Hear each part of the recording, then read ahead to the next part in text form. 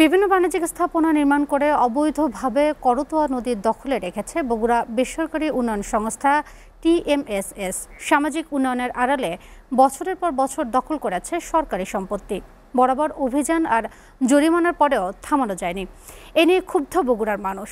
এবার জেলা প্রশাসন অভিযান চালিয়ে গুড়িয়ে দিল ওই সংস্থার কয়েকটি অবৈধ স্থাপনা। বগুড়া থেকে আরিফ রহমানের প্রতিবেদন। ক্যামেরায় ছিলেন জাকারিয়া বিপ্লব। TMSS এর নির্বাহী পরিচালক হোসনে আরা বেগম করতোয়া নদীর বিভিন্ন অংশে ইকো পার্ক নির্মাণ, মেডিকেল কলেজের ছাত্রাবাস সহ কয়েকটি বাণিজ্যিক স্থাপনা নির্মাণ করে সরকারি সম্পত্তি দখলে নেওয়ার অভিযোগ দীর্ঘ বছরের। আবার নতুন করে বাঘোপাড়ায় নদীর প্রায় আধা কিলোমিটার ভরাট করে পণ্য ইকোনমিক জোন গড়ে তোলেন। এতে নদীর স্বাভাবিক প্রবাহ থেমে যায়।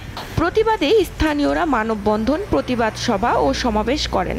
জোর করে জায়গা দখল, জোর করে নদী দখল, জোর করে মনে করেন যে খাসের জায়গা অশান্তি।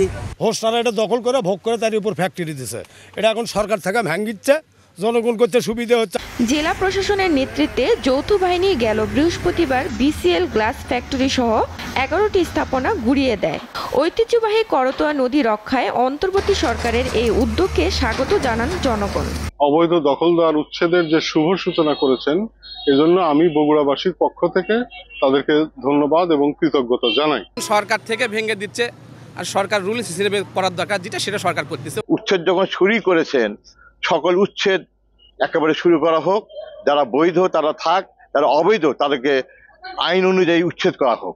করতোয়া নদীতে TMSS দখল করা প্রায় 17 একর জায়গা উদ্ধার করা হবে জানালেন জেলা প্রশাসক। নদীকে আমরা দখলমুক্ত করব এবং একইভাবে করতোয়া নদীর তীর ঘেঁষে যে সকল অবৈধ স্থাপনা রয়েছে, শুধু TMSS না, যত স্থাপনা রয়েছে সবগুলাই আমরা অপসারণ করব।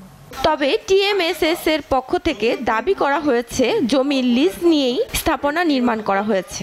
TMSS কর্তৃক লিজের জন্য সমস্ত কাগজপত্র প্রক্রিয়া করে এটা লিজ দেওয়া হয়েছে। পরবর্তীতে সরকারের আইনে এটা যদি বাতিল হয়, সেটা আমরা কোর্টের মাধ্যমে আমরা চেষ্টা করতেছি এটাকে রিমিডি করার জন্য।